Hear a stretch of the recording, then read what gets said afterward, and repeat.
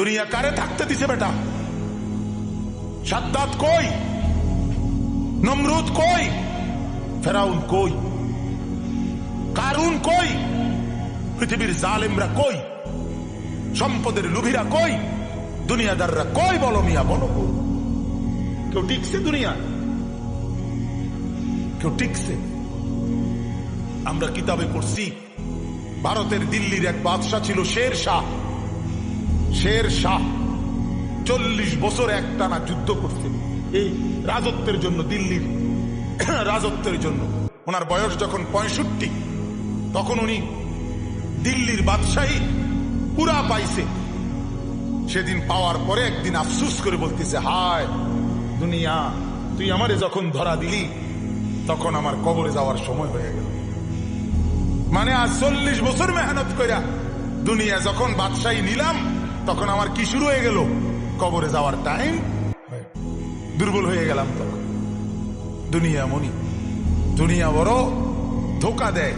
সব গুছাইয়া দুনিয়ারে সাজাইবার পরেও, সব ক্লিয়ার হবার পরেও, এ বাড়ি দাড়ি বিল্ডিং টিল্ডিং এর কাম সব গুছাইয়া সারলে আমার বড় ভাইয়ের বিবি, আমার বড় ভাই আলহাজ হযরত মাওলানা মাহবুবুর রহমান আশরাফি, তার বিবি আমার বড় ভাবি, মায়ের মতো যিনি আমগরে আদর করছিলেন, নতুন বিল্ডিং করছে, অনেক কষ্ট করে কোন রকমের রুমডি ঠিকঠাক করে উঠছে।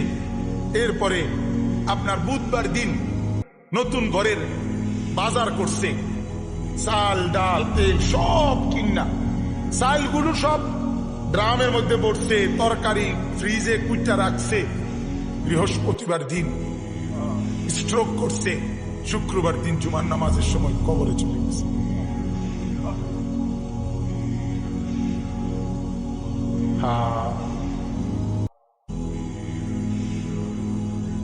সব দৈরা আল্লাহর কথা চলতে পারবি দেখেই তো আল্লাহ তোমার দুনিয়া ফাড়াইছে, ঠিক কিনা বলেন নাকি? আল্লাহ তো বলছে আমি বান্দার উপরে সাধ্যের অতিরিক্ত কিছুই চাপাইয়া দেই নাই, জুলুম আমি করতেই পারি না। আল্লাহ জুলুম করতে পারে? কথা বলেন না কেন? তো ইন্নাল্লাহা লা ইয়াযলিমু মিসকালা যাররা, আল্লাহ তাআলা তো এক যাররা পরিমাণও জুলুম করতে পারে না। তো তুমি এটা কি কইলা? তুমি এমনি কেমনে বললে? এই কারণে আল্লাহ তাআলা যেন এটা আবারও বলছে মায়া করে, আল্লাহ মহব্বত করে বলছে, বান্দা শোন, কথাটা ফালাই দিস, কথাটারে উড়াইয়া দিও না। আরে রাহেন কি এর হিসাব কিতাব, এত কিছু ধরলে চলন যাইত না। এত কিছু না ধইরা তুমি যে চলাটা চলো রে, পুরা দৈরেও তো মানুষ এই চলাটাই চলে। কথা বোঝেন নাই? আল্লাহকে পুরা বাদ দিয়া, নামাজ রোজা বাদ দিয়া যা কামাই করো, শেষ পর্যন্ত বাদ যেদুর খাও, যে বেড়া আল্লাহকে রাজি করে সেজদা করে বাদ খায়, ওই বেড়াও এদুরে খায়, মানে পেট বরণ পর্যন্ত। কথা বোঝেন নাই? আমি পেট বরণ পর্যন্ত খানা খায়। আর পেট বড়াইটা এমন একটা সুন্দর সিস্টেম আল্লাহ তাআলা বানাইছে, যে ডাল দিয়ে খানা শুরু করলো, কিছুক্ষণের মধ্যে পেটে জানাইয়া দেয় আল্লাহ একদম না ভরে গেছে। গোস্ত দিয়ে খাইতে বইলো, পেটা কিছুক্ষণ পরে জানাইয়া দেয় দোস্ত আর লাগবে না, হাত দিয়ে লাও।